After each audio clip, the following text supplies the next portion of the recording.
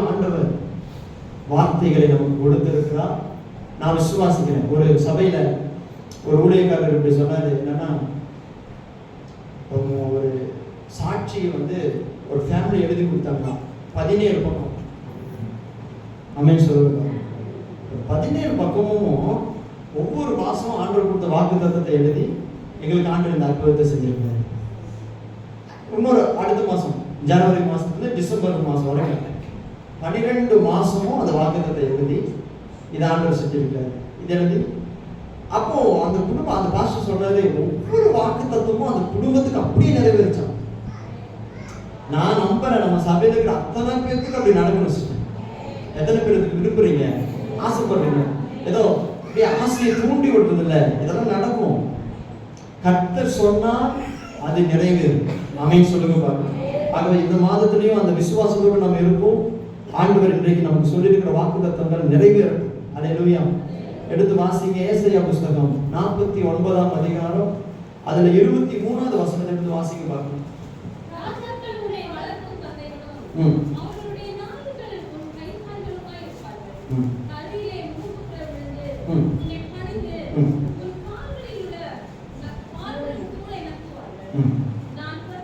நான் கர்த்தர், எனக்கு காத்திருக்கிறவர்கள் வெட்கப்படுவதில்லை என்பதை அப்பொழுது அறிந்து கொள்வார். அல்லேலூயா சொல்லுங்க. அல்லேலூயா. நான் கர்த்தர், எனக்கு காத்திருக்கிறவர்கள் வெட்கப்படுவது இல்லை. அல்லேலூயா சொல்லுங்க. மறுபடியும் நான் சொல்றேன், ஆண்டவர் இந்த மாதத்துல நம்ம கொடுத்திருக்கிற வார்த்தை என்னவென்றால், நான் கர்த்தர், எனக்கு காத்திருக்கிறவர்கள் வெட்கப்படுவது இல்லை. அல்லேலூயா. அல்லேலூயா. இந்த வார்த்தைக்காக அப்படியே கையை உயர்த்தி ஒரு ஆமென் சொல்லுங்க பாருங்க. அல்லேலூயா. ஆண்டவர் வேற யாரையோ நினைச்சிட்டு இந்த வார்த்தையை நமக்கு கொடுக்கல, ஆண்டவர் நம்மளை நினைச்சிட்டு இந்த வார்த்தையை கொடுத்திருக்காரு. அல்லேலூயா. பக்கத்துல இருக்கிறவங்க கையை பிடிச்சு சொல்லுங்க பாருங்க, உங்களை நினைச்சுதான் இந்த வார்த்தையை ஆண்டவர் கொடுத்திருக்காரு. உங்களுக்காக தான் ஆண்டவர் வார்த்தையை கொடுத்திருக்காரு. ஆமென். அல்லேலூயா. ஆமென். கர்த்தர் நல்லவர். ஏன் ஆண்டவர் நம்மளை நினைக்கிறாரு அப்படின்னா, அவருக்கு தெரியும் நம்ம யாருன்னு. நம்ம சூழ்நிலைய மனுஷன் புரிஞ்சுக்காம இருக்கலாம், ஆனா கர்த்தர் சரியாக தெரிந்து வைத்து இருக்கிறார். அல்லேலூயா. அப்ப ஆண்டவர் இன்னைக்கு நம்மளோடு கூட பேசுகிற ஒரு வார்த்தை என்னவென்றால், ஏசாயா 49ஆம் அதிகாரம் 23வது வசனத்துல சொல்லப்பட்டபடி, நான் கர்த்தர், எனக்கு காத்திருக்கிறவர்கள் வெட்கப்படுவது இல்லை. அல்லேலூயா. ஆமென். பாருங்க, இந்த உலகம் ரொம்ப ரொம்ப வேகமான உலகம் இல்ல. நீங்க ஒரு ஜனவரி எப்படி போச்சுன்னு நமக்கு தெரியல பாருங்க. பிப்ரவரி வந்துருச்சு. இப்பதான் நியூ இயர், நம்ம 2024 வருஷத்தினுடைய புத்தாண்டை நம்ம இப்பதான் கொண்டாடின மாதிரி இருந்துச்சு. பார்த்தா திடீர்னு பார்த்தா ஒரு மாசமே முடிஞ்சு போச்சு. நியூ இயர் முடிஞ்சு ஒரு மாசம் முடிஞ்சு இப்ப அடுத்த மாசத்துல நம்ம இருக்கிறோம். இந்த நாள் எவ்வளவு வேகமா போயிருக்குது பாருங்க. ரொம்ப வேகமா போகுது.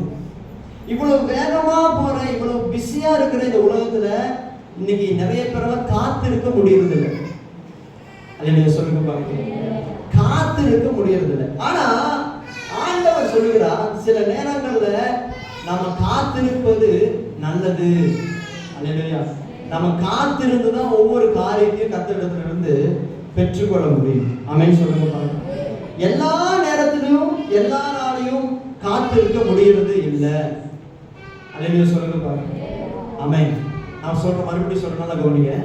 எல்லா நேரத்திலையும் எல்லா நாளையும் காத்திருக்க முடியறது இல்லை. ஏன் அப்படி காத்திருக்க முடியறது இல்லை அப்படின்னா, நாம என்ன நினைக்கிறோம், நாம ஒரு காலத்தை குறிச்சு வச்சுட்டு இந்த காலத்துல இதெல்லாம் நடக்கணும்னு நம்ம நினைக்கிறோம். ஆனா நாம நினைக்கிற காலத்துல எதுவுமே நடக்கிறதே இல்லை. நாம குறிச்சு வச்சிருக்கிற காலத்துக்கும் மிஞ்சி போகிற பொழுது அடுத்ததான் நம்மளால காத்திருக்கிறதுக்கு முடியாம நாம என்ன பண்ணிடுறோம்னா, ஒரு சில காரியத்திற்குள்ள போயிடணும். அல்லேலூயா. ஆனா பைபிள் சொல்லுது, நாம குறிச்ச காலத்துல கர்த்தர் செய்ய மாட்டாரு, அவர் ஒரு காலத்தை குறிச்சு வச்சிருக்காரு பாருங்க. அப்பதான் நம்ம வாழ்க்கையில அவர் அற்புதத்தை செய்வார். நான் பேசுறது எத்தனை பேருக்கு புரியுது? நீங்க காத்திருக்கணும். எதுவரை காத்திருக்கணும்? நீங்களா ஒரு காலத்தை குறிச்சு வச்சிருக்கீங்களா, அடுத்த ஏப்ரல்ல கண்டிப்பா ஆண்டவர் எனக்கு இந்த அற்புதத்தை செய்வாரு, விசுவாசம் உங்களுக்கு நல்லது. ஆனா நீங்க ஒரு காலத்தை குறிச்சிட்டு அதுக்குள்ள அற்புதத்தை செய்வார்னு சொல்லுவீங்க அப்படின்னா உங்களால ரொம்ப நாள் காத்திருக்க முடியாது. அல்லேலூயா. அப்ப நீங்க காத்திருக்கணும்னா என்ன பண்ணணும்னா, அவர் குறித்த நேரம் வரும் வரைக்கும் நாம் அவர் சமூகத்தில் இருக்கணும். பாருங்க, அந்த மனுஷனால மாத்திரம்தான் ஆண்டவருக்காக காத்திருக்க முடியும். அல்லேலூயா. அதான் பிரசங்கி புஸ்தகம் சொல்லுது, 3ஆம் அதிகாரம் 11வது வசனம் நமக்கு இப்படி சொல்லுது, அவர் சகலத்தையும் அதினதின் காலத்தில் நேர்த்தியாய் செய்கிறார். அல்லேலூயா. அவர் சகலத்தையும் அதினதின் காலத்தில் நேர்த்தியாக செய்கிறார். அல்லேலூயா. நாம ஒரு காலத்தை குறிச்சா அப்ப செய்ய மாட்டாரு, அவர் ஒரு காலத்தை குறிச்சிருக்கிறாரு, அப்ப எல்லாவற்றையும் நமக்கு நேர்த்தியாய் கர்த்தர் செய்து முடிக்கிறவராய் இருக்கிறார். இது எத்தனை பேரால விசுவாசிக்க முடியல? அல்லேலூயா சொல்லுங்க பாருங்க. ஆமென். அதான் யோவான் புத்தகத்தை நீங்க எடுத்து வாசிக்கிற பொழுது 2ஆம் அதிகாரம் 1வது வசனத்திலிருந்து நீங்க வாசிப்பீங்கன்னா உங்களுக்கு தெரியும் 5வது வசனம் வரைக்கும்.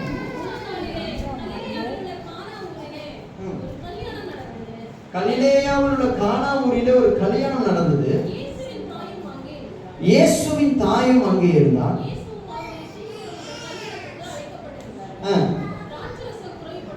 திராட்சை ரசம் குறைவுபட்ட போது இயேசுவின் தாய் அவரை நோக்கி,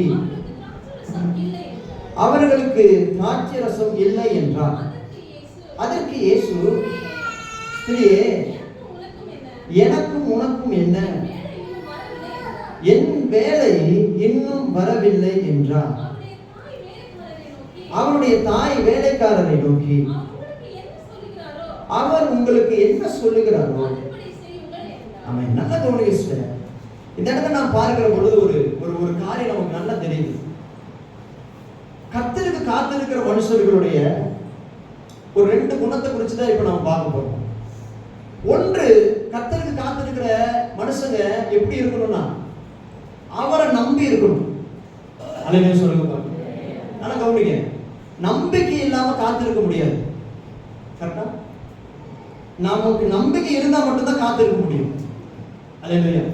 அதே மாதிரி அவருக்கு காத்திருக்கிற ஒரு மனுஷனுடைய வாழ்க்கையில இருக்கிற 2வது காரியம் என்னன்னா, அவர் என்ன சொல்றாருங்கிறத கேட்கிற ஒரு கிருபை இருக்கும்.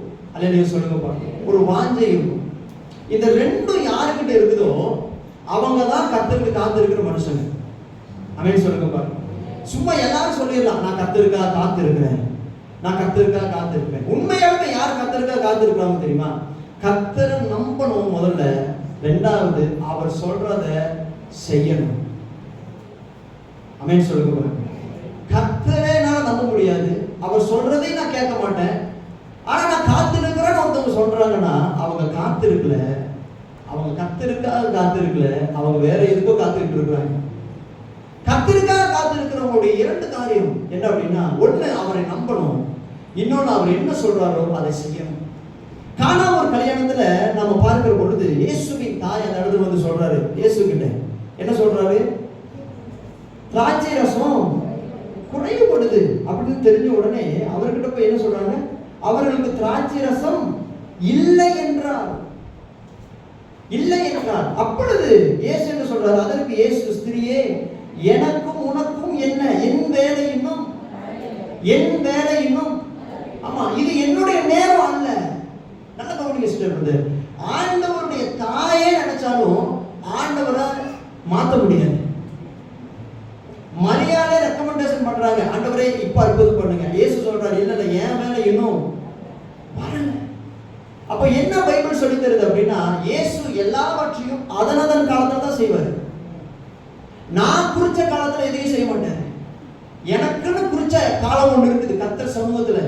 அந்த நேரத்துல கர்த்தர் எல்லாவற்றையும் எனக்கு செய்வார்.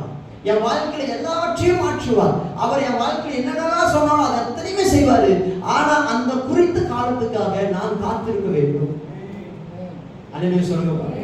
நான் காத்திருக்கிற பொழுது இந்த பூமியில நான் வெட்கப்பட்டு போக மாட்டேன். கர்த்தருக்கு காத்திருக்கிற ஒரு மனுஷன் வெட்கப்பட்டு போக மாட்டான். எத்தனை பேரா நான் பேசுறது புரியுது? அல்லேலூயா. அதுல முக்கியமான ஒரு வார்த்தை பாருங்க, 4வது வசனத்தை வாசிங்க. அதற்கு இயேசு, ஸ்திரியே, எனக்கும் உனக்கும் என்ன? என் வேலை இன்னும் வரவில்லை என்றார். அவருடைய தாய் வேலைக்காரரை நோக்கி, அவர் உங்களுக்கு என்ன சொல்லுகிறாரோ அதன்படி செய்யுங்கள் என்றார். அல்லேலூயா சொல்லுங்க. காத்திருக்கிற ஒரு மனுஷனாலதான் கர்த்தர் என்ன பேச போறாருங்கிற வாஞ்சி இருக்கும். காத்திருக்கிற ஒரு மனுஷனாலதான் கர்த்தருடைய வார்த்தையை கேட்க முடியும். அல்லேலூயா சொல்லுங்க. எல்லாராலே ஆண்டவருடைய வார்த்தை கேட்க முடியுமா? ஒரே சபையில 1000 பேர் இருக்கலாம், எல்லாருக்கும் ஆண்டவருடைய வார்த்தை போகாது. யாரெல்லாம் காத்து இருக்கிறாங்களோ அவங்களுக்கு தான் கர்த்தருடைய வார்த்தை போகும். அல்லேலூயா சொல்லுங்க. அல்லேலூயா. நீங்க காத்திருக்கிற ஒரு மனுஷனா இருப்பீங்கன்னா அந்த வார்த்தைக்காக நீங்க எதிர்பார்த்துட்டு இருப்பீங்க. ஏன் அப்படின்னா இந்த வார்த்தை தான் உங்க வாழ்க்கையில பலன். காத்திருக்கிற மனுஷனுக்கு வேற எந்த பலன் இருக்குது நீங்க யோசிச்சு பாருங்க. ஈஸி கிடையாது சிஸ்டர், பிரதர், ஈஸி கிடையாது. ஒரு விஷயத்துக்காக நீங்க காத்துட்டு இருக்கிறப்போ இந்த பூமியில இந்த உலகத்துல மனுஷங்க எல்லாரும் நிந்திப்பாங்க, அவமானப்படுத்துவாங்க. ஆனாலும் நாம என்ன பண்ணணும்? கர்த்தருக்காக காத்திருக்கணும். அல்லேலூயா சொல்லுங்க. உடனே அற்புதம் நடந்துருமா? உடனே சுகம் கிடைச்சிருமா? உடனே எல்லாம் மாறிடுமா? நிறைய பேருக்கு மாறும். ஆனா உங்களுக்கு மாறல அப்படின்னா கர்த்தர் உங்களை காத்திருக்க பண்றாருன்னு அர்த்தம். ஏன் அப்படின்னா முன்னாடி இருந்த ரசத்தை காட்டிலும் பின்னாடி இருந்த ரசம் டேஸ்ட் ஆகணும்னா நீ கொஞ்ச நாள் காத்திருக்க வேண்டியது அவசியம் தான். அல்லேலூயா. பெஸ்டா கொடுக்க விரும்புறாரு கர்த்தர். யாரையெல்லாம் கர்த்தர் ரொம்ப காத்திருக்க பண்றாரோ, வார்த்தை 10 வருஷம் ஆயிடுச்சு பாஸ்டர், இன்னும் எதுவும் நடக்கல, நான் சொல்லட்டுமா? உங்களுக்கு பெஸ்டா கொடுக்க விரும்புறேன். முன்னாடி இருந்த ரசத்தை காட்டிலும் பின்னாடி இருக்கிற ரசம் தான் டேஸ்ட் அதிகம். எல்லாரும் முன்னாடி நல்ல ரசத்தை கொடுத்துட்டு பின்னாடி டேஸ்ட்ல கம்மியான ரசத்தை கொடுப்பாங்க. ஆனா நீங்க நல்ல ரசத்தை இதுவரைக்கும் வச்சிருந்தீங்களே எப்படின்னு கேட்டா ஒரே ஒரு விஷயம் தான், அது மனுஷனால் உண்டான ரசம், இது இயேசுவின் வார்த்தையினால் உண்டான ரசம். அல்லேலூயா சொல்லுங்க பாருங்க. எத்தனை பேருக்கு நான் பேசுறது புரியுது? உங்களை கர்த்தர் காத்திருக்க பண்றாரு அப்படின்னா அவருடைய வார்த்தையை கேட்க உங்க இருதயத்தை ஆயத்தப்படுத்துங்க. அவருடைய வார்த்தை உங்களுக்குள்ள வர வர வர வர உங்களுடைய வாழ்க்கையில பெஸ்டான ஒரு கர்த்தர் கொடுக்க போறாரு. அல்லேலூயா சொல்லுங்க பாருங்க. வெட்கப்பட்டு போய மாட்டீங்க. வருஷம் ஆயிடுச்சா, காலம் போயிடுச்சா, ஆண்டவர் சொல்லிட்டாரா பாருங்க. ஆபிரகாம் குழந்தைக்காக எத்தனை வருஷம் காத்துட்டு இருந்தா தெரியுமா? 25 வருஷம் காத்துட்டு இருந்தான். ஆமென் சொல்லுங்க. 25 வருஷம். இன்னைக்கெல்லாம் குழந்தைக்காக ஒரு 5 வருஷம் காத்திருந்தாலும் சோர்ந்து போயிடுவாங்க, 10 வருஷம் காத்திருந்தா சோர்ந்து போயிடுவாங்க. 25 வருஷம். அல்லேலூயா சொல்லுங்க. 25 வருஷம் காத்துட்டு இருந்திருக்காங்க. காத்திருந்த அவனை கர்த்தர் வெட்கப்படுத்த விட்டாரா? கிடையாது. கர்த்தருக்காக நீங்க காத்திருப்பீங்க அப்படின்னா முன்னாடி இருந்த ரசத்தை காட்டிலும் பின்னாடி இருக்கிற ரசம் அதுதான் மகிமையா இருக்கும். அல்லேலூயா சொல்லுங்க. இன்னைக்கு கர்த்தர் இந்த காலை வேளையில நம்ம ஒவ்வொருவரோடு கூட பேச விரும்புகிறார். உங்க இருதயத்தை தாராளமா திறங்க. ஆமென். குறுக்காதீங்க. என்ன ஆண்டவர் இவ்வளவு நாள் ஆயிடுச்சு, கர்த்தரை தேடி வந்து இவ்வளவு வருஷம் ஆயிடுச்சு, எதுவுமே நடக்கல. அவனுக்கெல்லாம் நடக்குது, அவங்களுக்கெல்லாம் சாட்சி சொல்றாங்க, எனக்கு எதுவுமே நடக்கல. நான் சொல்றேன், உங்களை காத்திருக்க பண்றாரு அப்படின்னா உங்க வாழ்க்கையில அதை காட்டிலும் பெஸ்டான ஒண்ணு தர போறாருன்னு அர்த்தம். அல்லேலூயா சொல்லுங்கப்பா. நம்புறீங்களா?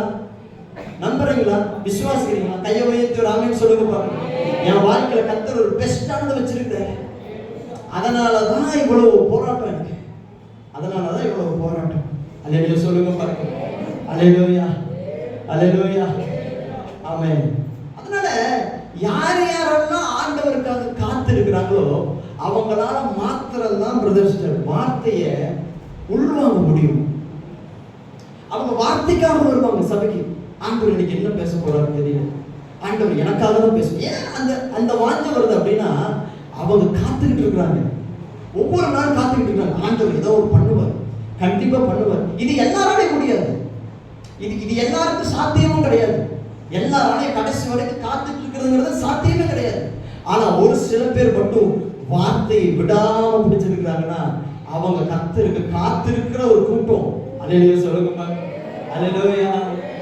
நீங்க தான் ஏதாவது செய்யணும் என்று எதிர்பார்த்து காத்திருக்கிறோம்.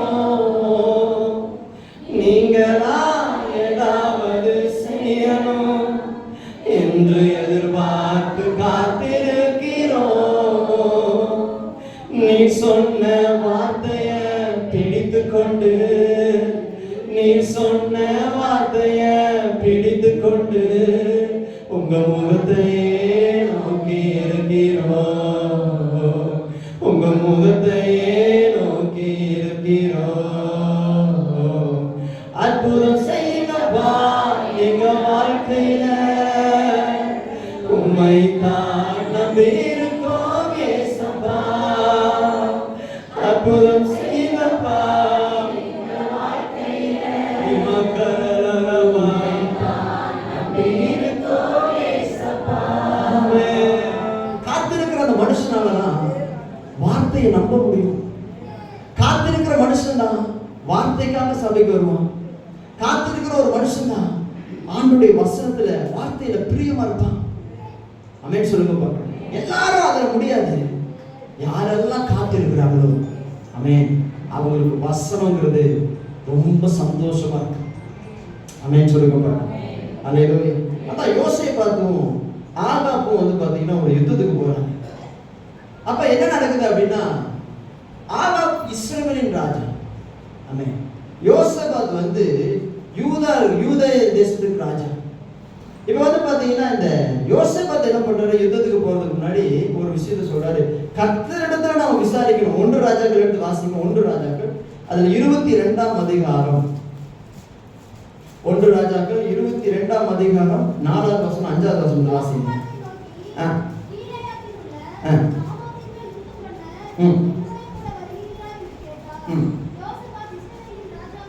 யோசபாத் இஸ்ரவேலின் ராஜாவை நோக்கி, என்னுடைய ஜனங்கள் உம்முடைய ஜனங்கள்.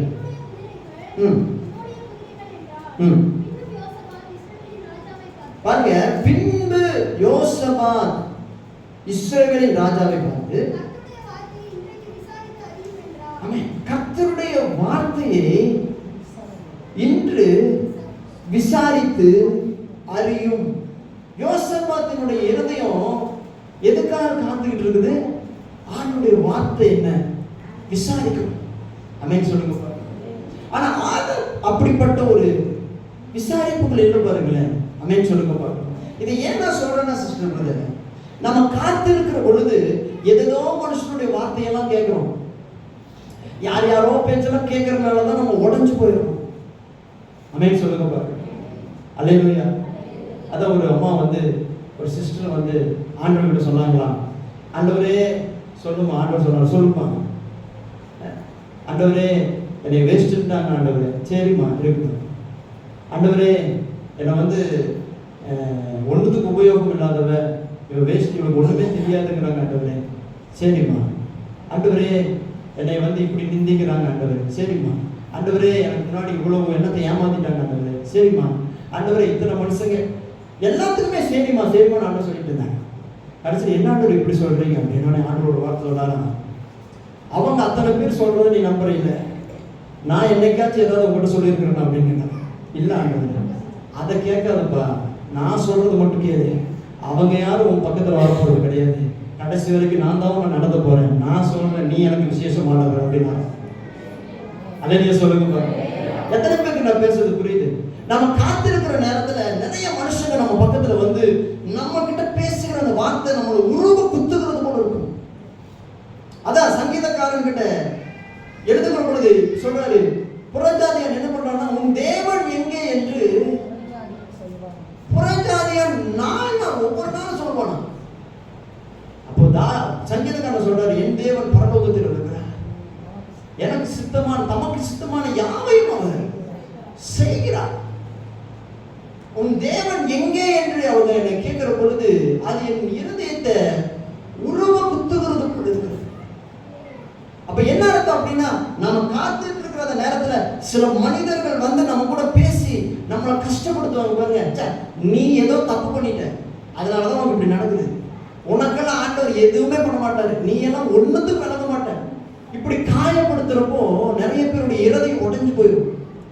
ஆனா ஆவியானவர் இன்னைக்கு என்ன சொல்றாருன்னா, அவன் பேச்சு இவன் பேச்செல்லாம் கேட்காதப்பா. உன்னை அழைச்சது அவங்க கிடையாது, உன்னை இந்த இடத்துக்கு கொண்டு வந்தது அவங்க கிடையாது, உனக்கு வாக்குத்தத்தம் பண்ணது அவங்க கிடையாது. அல்லேலூயா. நீங்க யாருக்காக காத்து இருக்கிறீங்கன்னு முதல்ல புரிஞ்சுக்கங்க. உங்க மனசுக்குள்ள அது நல்லா உங்களுக்கு தெரியணும். நான் கர்த்தருக்காக காத்து காத்திருக்கிறான் அப்படி நீங்க சொல்லுவீங்கன்னா, ஆவியானவர் சொல்றாரு, இல்ல இல்ல, நீ கர்த்தருக்காக காத்திருப்ப, நான் வெட்கப்பட்டு போக மாட்டேன். அல்லேலூயா சொல்லுங்க.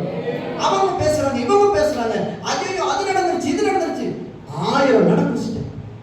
அதுக்கு மேலே நடக்கும், அதுக்கு மேலே நிந்திப்பாங்க.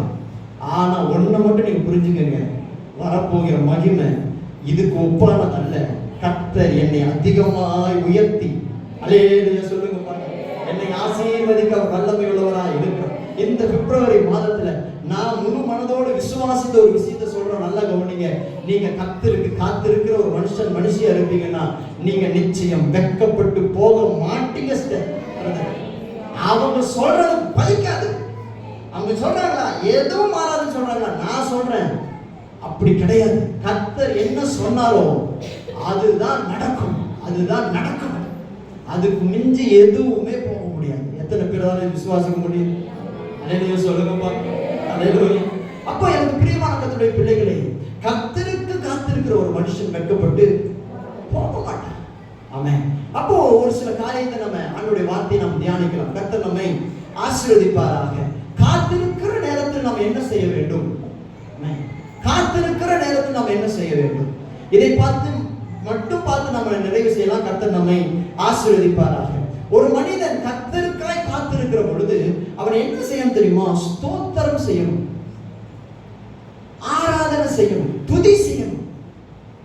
தாவீது என்கிற ஒரு மனுஷனை குறித்து வேதம் சொல்லுது. தாவீது எப்படிப்பட்டவன் தெரியுமா? கர்த்தருக்காய் காத்திருந்த மனுஷன்.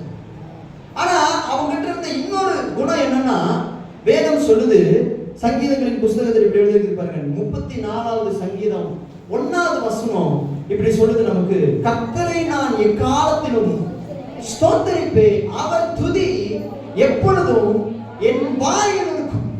ஞாயிற்றுக்கிழமை ஒரு நாள் மட்டும் இல்ல, சர்ச்சில் இருக்கிறப்ப மட்டும் இல்ல, ஆசீர்வாத டிவி ஓடுறப்ப மட்டும் இல்ல, செல்போன் ஆண்ட்ராய்டு பாட்டு ஓடுறப்ப மட்டும் இல்ல, யாரு கூட பேசினாலும் எங்க இருந்தாலும் அவன் வாய் துதிச்சுக்கிட்டே இருப்பான்.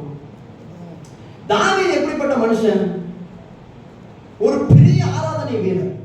அல்லேலூயா சொல்லுங்க பாருங்க. தாவீது ஒரு மிகப்பெரிய ஆராதனை வீரர்.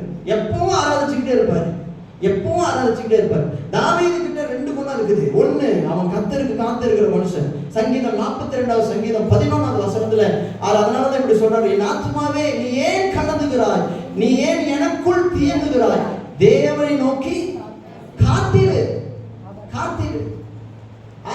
தாவீது தேவனுக்கு காத்திருக்கிற மனுஷன், காத்திருக்கிறாரு. ஆனா ஆராதிச்சுக்கிட்டே இருக்கிறாரு.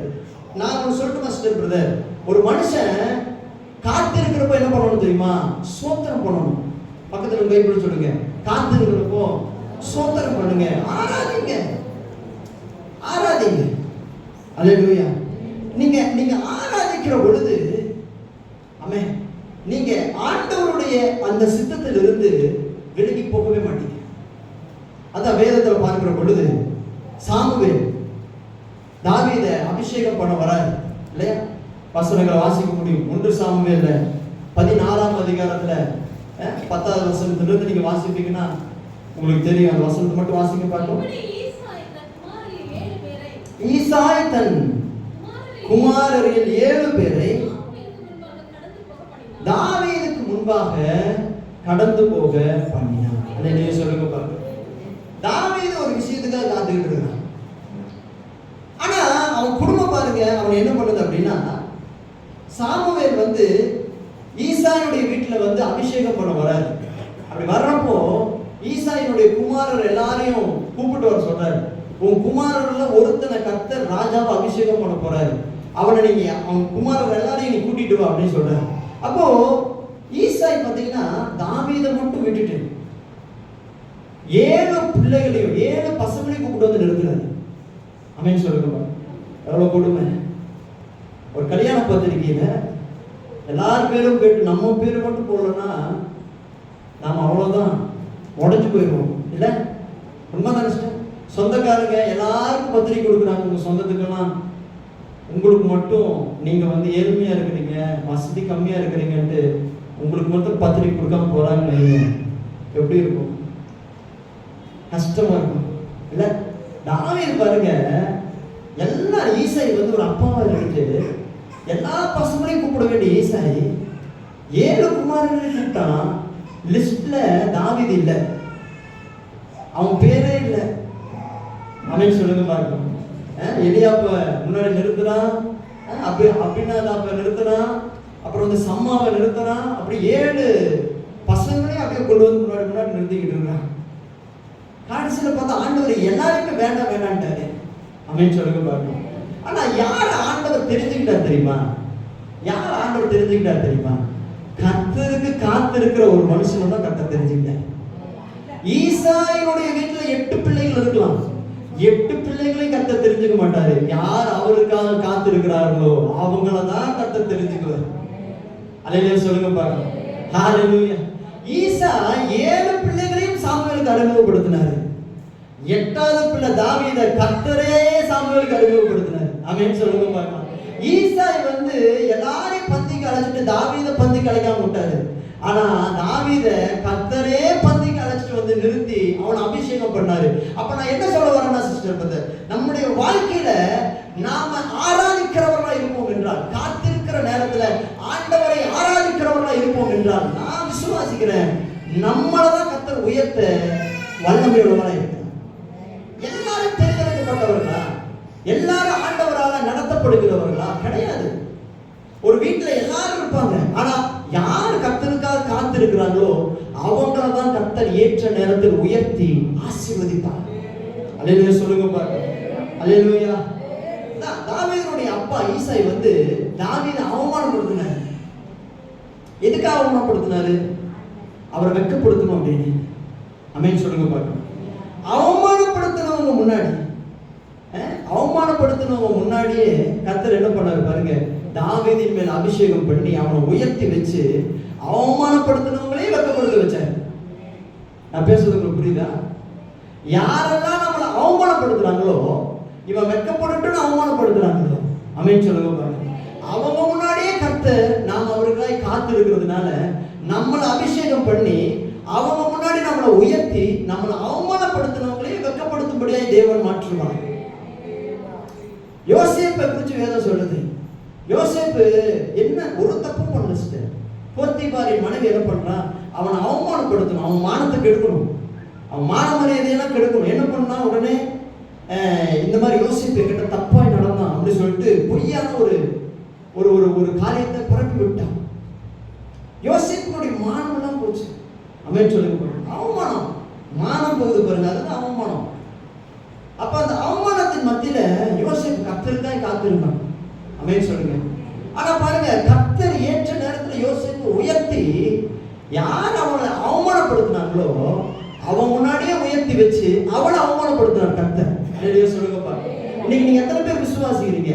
நம்மளை அவமானப்படுத்துறதுக்கு நிறைய பேர் வெளியில காத்துக்கிட்டு இருக்காங்க. நம்மளை அவமானப்படுத்தி சந்தோஷப்படுவாங்க. இவன் ஒன்றுத்துக்கும் வேஸ்ட். இன்னைக்கு இருக்கிற நம்ம சூழ்நிலைகளை பார்த்து, இன்னைக்கு இருக்கிற நம்மளுடைய ஆண்டவருக்கு பயப்படுகிற பயத்தை பார்த்து, சில நேரங்களில் நம்ம ஆண்டவருக்கு பயப்படுறதுனால, சில காரியங்களை விட்டு நம்ம விலகி இருக்கிறதுனால, இவங்க பெரியவங்க, இவங்கெல்லாம் நமக்கு சேர மாட்டாங்கன்னு சொல்லிட்டு கிண்டல் பண்ணி கேலி பண்ணி அவமானப்படுத்தி நம்ம அப்படியே ஒதுக்குவாங்க பாருங்க. நான் சொல்றேன், நீங்க கர்த்தருக்காய் காத்து இருக்கிறதுனால நிச்சயம் அவங்க முன்னாடி கர்த்தர் உங்களை உயர்த்தி வச்சு அவங்களே அவமானப்படுத்துவார். அல்லேலூயா சொல்லுங்க பாருங்க. அல்லேலூயா. ஏன் இது மாறுச்சு? ஏன் இப்படி நடக்குதுன்னா ஒரே ஒரு விஷயம் தான், கர்த்தரை காத்திருக்கிறவர்கள் வெட்கப்பட்டு போவதில்லை. அப்ப கர்த்தருக்கு காத்திருக்கிற நேரத்தில் நாம என்ன செய்யணும்னா ஆண்டவரை ஆராதிக்க வேண்டும். அல்லேலூயா சொல்லுங்க பாருங்க.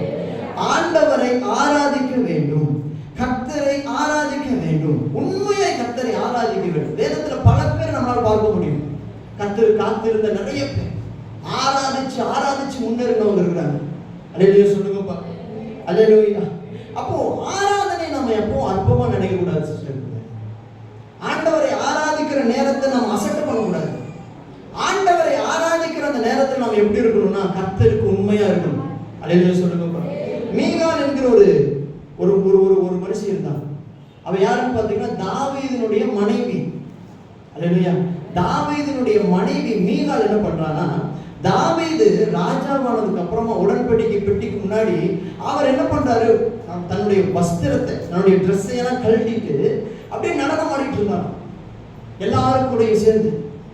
அதை பார்த்த உடனே மீகால் வந்து எப்படி நினைக்கிறான்னா, ஒரு ராஜாவா இருந்துட்டு ஒரு நாகரிகம் தெரியாம, ஆமென் சொல்லுங்க பாருங்க, போய் ஜனங்களா நின்று இப்படி டான்ஸ் ஆடிட்டு இருக்கிறானே, இந்த மனுஷனுக்கு அறிவே கிடையாது. பைபிள் சொல்லுது கேவலமா நினைத்து பார்த்தாலாம், நிந்திச்சாலாம். பைபிள் சொல்றது பாருங்க, அவன் கேவலமா அப்படி பேசுனதுனால சாகர வரைக்கும் அவன் மலடியாவே செத்து போனான். ஏன் அப்படின்னா, ஆராதிக்கிற ஒரு மனுஷனை நீங்க பேசுகிற பொழுது, ஒருத்தன் ஆராதிக்கிற மனுஷனுக்கு விரோதமா வாய் எடுத்து பேசுறப்போ, அந்த மனுஷன் கேட்கறதுக்கு முன்னாடி கர்த்தர் அந்த வார்த்தையை கேட்டுருவாரு. ஆமென் சொல்லுங்க பாருங்க. ஏன் அப்படின்னா, ஆராதிக்கிற ஒரு மனுஷன் தேவனுக்கு பிரியமானவன்.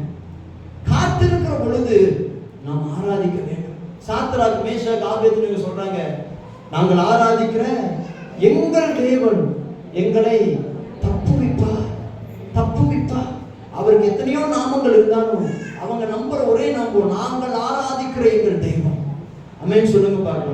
எந்தெந்த மனுஷன் காத்திருக்கிற நேரத்துல அவரை ஆராதிக்கிறார்களோ அந்த மனிதர்கள் கர்த்தரால் உயர்த்தப்பட்டு ஆசீர்வாதமாய் இருப்பார். ஆமென் சொல்லுங்க பாருங்க. அப்ப முதலாவது ஒரு காரியம் என்ன அப்படின்னா, நம்ம வாழ்க்கையில நாம ஆண்டவருக்காக காத்திருக்கிற பொழுது அவரை ஆராதித்துக் கொண்டே இருக்கணும். அல்லேலூயா சொல்லுங்க பாருங்க. ஆராதித்துக் கொண்டே இருக்கணும். வீணான பேச்சுகளுக்கு உங்க செவியை இடம் கொடுத்துறாதீங்க. வீணான காரியத்திற்கு உங்க சிந்தையை இடம் கொடுத்துறாதீங்க. ஆமென். ஆராதிச்சுக்கிட்டே இருங்க, நிச்சயம் ஜெயம் நமக்கு தான் வரும். அல்லேலூயா சொல்லுங்க பாருங்க. அல்லேலூயா, அல்லேலூயா, ஆமென். கர்த்தர் நல்லவர். இரண்டாவது ஒரு காரியத்தை நாம் பார்க்கிற பொழுது, கர்த்தருக்கு காத்திருக்கிற பொழுது ஒரு மனுஷன் என்ன பண்ணணும் தெரியுமா? முதல்ல ஆராதிச்சுக்கிட்டே இருக்கணும், இரண்டாவது ஜெபிச்சுக்கிட்டு இருக்கணும். ஆமென் சொல்லுங்க பாருங்க. இரண்டாவது ஜெபிச்சுக்கிட்டு இருக்கணும். யாத்திராகமம் புஸ்தகம் 14ஆம் அதிகாரம் அதுல 10வது வசனத்திலிருந்து 16வது வசனம் வரைக்கும் வாசிங்க பார்க்கலாம்.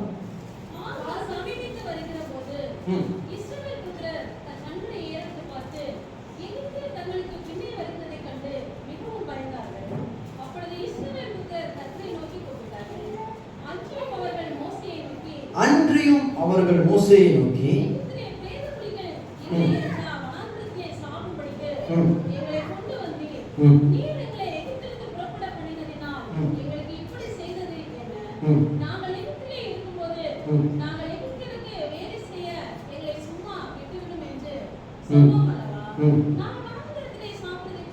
நாங்கள் வனாந்தரத்திலே சாகிறதை பார்க்கிறோம், எங்களுக்கு நலமா இருக்குமே என்றார்கள். அப்ப பாருங்க, மோசே ரெண்டு பேர், ஒரு குரூப் பாருங்க, இஸ்ரவேல்ல அத்தனை ஜனங்களுக்கு சொல்றாங்க. என்ன சொல்றாங்க? பார்வன் சமீபித்து வருகிறது பார்த்த உடனே முணுமுணுக்க ஆரம்பிச்சிட்டாங்க. ஆமென் சொல்லுங்க பாருங்க. பக்கத்துல இருக்கிறவங்க ரெண்டு பேர் கையாச்சு இப்படி சொல்லுங்க, காத்து இருக்கிறப்ப முணுமுணுக்காதீங்க, ஜெபம் பண்ணுங்க. அல்லேலூயா. காத்து இருக்கிறப்போ நம்ம பண்ணவே கூடாத ஒண்ணு முணுமுணுக்கிறது. யாருக்கு முணுமுணுப்பு வரும்? முன்னாடி பின்னாடி பார்க்கறவங்களுக்கு முணுமுணுப்பு தான் வரும். பின்னாடி பார்த்தா பார்வன் சமீபத்து வரான், முன்னாடி பார்த்தா ஒரு பெரிய கடல் இருக்குது, உள்ளுக்குள்ள போகவும் முடியாது, இந்த பக்கம் போக முடியாது, அந்த பக்கம் போக முடியாது. நெருக்கமான ஒரு வேலையில நிக்கிற பொழுது சில மனிதர்கள் என்ன பண்றாங்க? முணுமுணுக்கிறாங்க. ஆனா சில மனிதர்கள் மட்டும் ஜெபிக்கிறாங்க. முணுமுணுக்கிறவர்கள் வெட்கப்படுவார்கள், ஜெபிக்கிறவர்கள் வெட்கப்பட மாட்டார்கள். ஆமென் சொல்லுங்க பாருங்க. முணுமுணுக்கிற மனிதர்கள் கடைசி வரைக்கும் அப்படியே தான் இருப்பாங்க. ஆனா ஜெபிக்கிற மனிதர்கள் அவர்களுடைய வாழ்க்கையில கர்த்தர் அவருடைய சூழ்நிலைகளை மாற்றி அவங்க வாழ்க்கையில ஒரு பெரிய காரியத்தை செய்ய வல்லமையுள்ளவராக இருக்கிறார். மோசே 13வது வசனம் சொல்லுது பாருங்க. மோசே ஜனங்களை நோக்கி, பயப்படாதிருங்கள், நீங்கள் நின்று கொண்டு இன்றைக்கு கர்த்தர் உங்களுக்கு செய்யும் ரட்சிப்பை பாருங்கள். இன்றைக்கு நீங்கள் காண்கிற எகிப்தியரை இனி என்றைக்கும் காண மாட்டீர்கள். கர்த்தர் உங்களுக்காக யுத்தம் பண்ணுவார், நீங்கள் சும்மா இருப்பீர்கள் என்றார். அப்பொழுது கர்த்தர் மோசேயை நோக்கி, வசனம் சொல்லுது பாருங்க, நீ என்னிடத்தில் முறையிடுகிறது என்ன? நீ என்னிடத்தில் முறையிடுகிறது என்ன? மோசே அந்த சூழ்நிலையில ஆண்டவரை நோக்கி ஜெபிச்சுக்கிட்டு இருந்தாங்க. அதனால கர்த்தர் சொல்றாரு, நீ என்னிடத்தில் முறையிடுகிறது என்ன? அல்லேலூயா. அடுத்த வார்த்தை சொல்லி பாருங்க, புறப்பட்டு போங்கள் என்று இஸ்ரவேல் புத்திரருக்கு சொல்லு. ஆமென் சொல்லுங்க பாருங்க. நான் பேசுறது எத்தனை பேருக்கு புரியுது? ஒரு ஒரு ஒரு காத்திருக்கிற நேரத்துல ஒரு மனுஷன் எப்படி இருக்கணும்னா செபிச்சுக்கிட்டே இருக்கணுமா, செபிச்சுக்கிட்டே இருக்கணும். நீங்க காத்திருக்கிற பொழுது செபிக்காம மட்டும் விட்டுட்டீங்க அப்படின்னா உங்க வாயில ஆட்டோமேட்டிக்கா முணுமுணுப்பு வந்துடும். நடக்கிற சூழ்நிலைகளை பார்க்காதீங்க. எப்பவும் முன்னாடி பின்னாடி பார்க்கிறவங்க முணுமுணுத்துக்கிட்டே தான் இருப்பாங்க. எப்போ நம்ம வானத்தை அண்ணாந்து பார்த்து கர்த்தர் நல்லவர்னு சொல்றோமோ அன்னைக்கு கர்த்தர் செங்கடலை பிளந்து நம்மை நடக்க வல்லமையுள்ளவராக. அல்லேலூயா சொல்லுங்க பாருங்க. முணுமுணுக்கிறவர்கள் இதுவரைக்கும் மேல பார்க்கல, அவங்க கீழே தான் பார்த்துக்கிட்டு இருக்காங்க, கீழே தான் பார்த்துக்கிட்டு இருக்காங்க. ஆனா கர்த்தர் நம்ம இடத்துல சொல்றாரு, நீ ஜெபிக்கிற பொழுது வானத்தை அண்ணாந்து பார்த்து, ஆமென் சொல்லுங்க, ஆண்டவரை நோக்கி பாருங்க, கர்த்தரை நோக்கி பாருங்க. நீங்க காத்திருக்கிற அந்த நேரத்துல நீங்க கர்த்தர் சமூகத்துல கர்த்தரை நோக்கி பார்ப்பீங்க அப்படின்னா உங்க வாழ்க்கையில ஒரு பெரிய காரியத்தை செய்ய அவரால் முடியும். ஆமென் சொல்லுங்க. அப்பதான் நாம என்ன பண்ணுவோம், யூடியூப்ல நோண்டி பார்ப்போம், இந்த வழி வந்துச்சுன்னா என்ன பிரச்சனை அப்படின்னு பார்ப்போம். சில மனிதர்கள் கிட்ட போய் பார்ப்போம், பிரதர் எனக்கு இப்படிப்பட்ட பிரச்சனை வந்துருச்சு, அவங்க ஒண்ணு சொல்லுவாங்க, அடுத்து இன்னொருத்தங்க கிட்ட போய் நீங்க கேட்பீங்க, அடுத்து அவங்க ஒண்ணு சொல்லுவாங்க, அடுத்து இன்னொருத்தவங்க கிட்ட போய் சொல்லுவீங்க. அவங்க இப்படி எல்லாரும் சொல்றப்போ உங்க இருதயம் என்ன ஆயிடும் தெரியுமா, கலங்கி போய் கடைசியில் நீங்களே சொல்லுவீங்க, எனத்த போய் கர்த்தர் ஜெபம் போய் எல்லாம் போப்பா, வேஸ்ட், எல்லாம் வேஸ்ட், சும்மா இவங்க எல்லாம் ஏதோ 2 மணி நேரம் கத்திக்கிட்டு போறாங்க, ஒண்ணும் இல்லை. அதே மாதிரிதான் இங்கேயும் அப்படின்னு ஏன் நம்ம முணுமுணுக்கிறோம் தெரியுமா? ஏன்னா நாம சுத்தி சுத்தி கீழே பார்த்துக்கிட்டு இருக்கோம். ஆண்டவர் சொல்றாரு, கீழே பார்க்காத, உன் கண்களை மேல நோக்கி பாரு. உன்னை இதுவரைக்கும் நடத்தினவர் பார்வோனை நடுங்க பண்ணி, ஹல்லேலூயா, 10 வாதைகளை கொண்டு உன்னை கொண்டு வந்த கர்த்தர் உன் கூட இருக்கிறாருங்கிறத நீ மேல பார்த்தாதான் தெரியும் மோசே. ஹல்லேலூயா. மோசே முறையிட்டு கொண்டிருந்த பொழுது கர்த்தருடைய வார்த்தை வருது, இஸ்ரவேல் ஜனங்களை புறப்பட்டு போக சொல்லு, உன் கையில் இருக்கிற கோலை ஓங்கி அப்படியே நேரா நிறுத்திப்படி நான் கடலை பிளக்க போறேன்னு சொல்லி கர்த்தர் என்ன பண்றாரு, செங்கடலை பிளந்தார். செங்கடலை பிளந்தார் ஆசிரியர். இன்னைக்கும் சில ஆராய்ச்சியாளர்கள் சொல்றாங்க, அந்த செங்கடலுக்கு கீழே ஒரு குறிப்பிட்ட இடத்துல மட்டும் அந்த எகிப்தினுடைய ரதங்களுடைய சக்கரங்கள் இருக்கிறதாக சொல்லப்படுது. ஆமென். அப்ப என்ன அர்த்தம் அப்படின்னா, பைபிள்ல சொன்ன அத்தனையுமே உண்மை. ஒரு குறிப்பிட்ட இடத்துல பாத்தீங்கன்னா இஸ்ரவேல் ஜனங்கள் வந்து செங்கடலை கடந்ததுக்கு அப்புறம் என்ன நடக்குது, பார்வோனுடைய சேனைகள் எப்படியாச்சும் போய் பிடிக்கணும்னு செங்கடலுக்கு நடுவில் போறாங்க. அப்ப கர்த்தர் என்ன பண்றாரு, மோசே கிட்ட சொல்றாரு, திரும்ப அதைய மூடி போட கையை வச்சு அப்படின்னு. அதே மாதிரி மூடி போடுறப்போ பாத்தீங்கன்னா எகிப்தியருடைய எல்லா சேனைகளும் அப்படியே அதுல அழிஞ்சு போயிடுறாங்க. அப்போ அந்த ஆராய்ச்சியாளர்கள் சொல்றாங்க, செங்கடலுக்கு அடியில ஒரு சில சக்கரங்கள் இன்னைக்கு இருக்கு, சக்கரங்கள் இருக்கு, ரதத்தினுடைய அந்த சாயல்கள் எல்லாம் இருக்கு. ஆமென் சொல்லுங்க. அப்ப என்ன அர்த்தம் அப்படின்னா, கர்த்தர் இஸ்ரவேலை செங்கடலில் பிளந்து ரட்சித்தார் என்பதற்கு அதுவே ஒரு பெரிய சாட்சியா இன்னைக்கு இருக்கு. வழி தெரியல, வழி தெரியல, வழி தெரியல, முணுமுணுக்காதீங்க. பார்வோன் பின்னாடி வரான், பார்வோன் பின்னாடி வரான், நான் சாக போறேன், நான் சாக போறேன். சில பேருக்கு இதுதான் பயமே. கொரோனா வந்த டைம்ல சும்மா மூக்கு அடைச்சிச்சுனாலே ஐயோ சாக போறோம், சாக போறோம், சாக போறோம். நான் சொல்றேன், நீங்க சாக மாட்டீங்க. நீங்க சாகணும்னு நினைச்சிருந்தா எகிப்திலே கர்த்தர் உங்களை விட்டுட்டு வந்திருப்பாரு.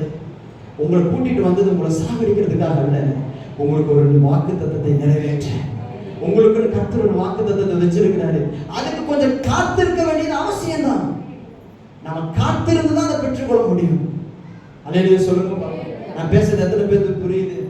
அது வரைக்கும் நம்ம என்ன பண்ணணும், வாசல் திறக்கிற வரைக்கும் கர்த்தர் இடத்துல ஜெபிச்சுக்கிட்டே இருக்கணும், ஜெபிச்சுக்கிட்டே இருக்கணும், நல்லா ஜெபிச்சுக்கிட்டே இருக்கணும். யார் என்ன சொன்னாலும் பரவாயில்ல, யார் எப்படி எனக்கு கேவலமா பேசினாலும் பரவாயில்ல, ஹல்லேலூயா, நான் ஜெபத்தை நிறுத்தவே மாட்டேன். ஏன்னா நான் மனுஷங்களுக்காக காத்திருக்கல, நான் கர்த்தருக்காய் காத்திருக்கிற ஒரு மனுஷன். அல்லேலூயா சொல்லுங்க பாருங்க. அல்லேலூயா. இப்படிப்பட்ட மனிதர்களுக்கு தான் கர்த்தர் சொல்றாரு, நீங்க வெட்கப்பட்டு போகவே மாட்டீங்க. முணுமுணுத்துக்கிட்டு அவங்கள பார்த்து இவங்கள பார்த்துக்கிட்டு வயசாயிருச்சு, அதாயிருச்சு, அல்லது என்னுடைய சரீரம் ரொம்ப இதாயிருச்சு, இதுக்கு மேல எதுவுமே சக்சஸ் ஆகும். நான் சொல்றேன், எதுவுமே எல்லாமே பொய்யாயிரும். நீங்க ஆண்டவர் காத்து இருக்கிற பொழுது அவர் வார்த்தை ஒண்ணுதான் நிஜமா. ஆமென் சொல்லுங்க பாருங்க. இது எத்தனை பேர்த்தால விசுவாசிக்க முடியுது சொல்லுங்க. ஹல்லேலூயா, ஹல்லேலூயா, ஹல்லேலூயா. ஆமென் ஆமென் ஆமென். இயேசு என்னோடு இருப்பதா, இயேசு என்னோடு நடப்பதா, இயேசு என்னோடு வசிப்பதா, வெட்கப்பட்டு போவதில்லை. இயேசு என்னோடு இருப்பதா, இயேசு என்னோடு நடப்பதா, இயேசு என்னோடு வசிப்பதா, வெட்கப்பட்டு போவதில்லை, வெட்கப்பட்டு போவதில்லை, ஒரு போதும் வெட்கப்பட்டு போவதில்லை, ஒரு நாளும் வெட்கப்பட்டு போவதில்லை. இயேசு இருப்பதா, எல்லாம் சேர்ந்து சொல்லலாமா? வெட்கப்பட்டு போவதில்லை, ஒரு போதும் வெட்கப்பட்டு போவதில்லை, ஒரு நாளும் வெட்கப்பட்டு போவதில்லை. இயேசு இருப்பதா, இயேசு என்னோடு இருப்பதா, இயேசு என்னோடு நடப்பதா, இயேசு என்னோடு வசிப்பதா, வெட்கப்பட்டு போவதில்லை.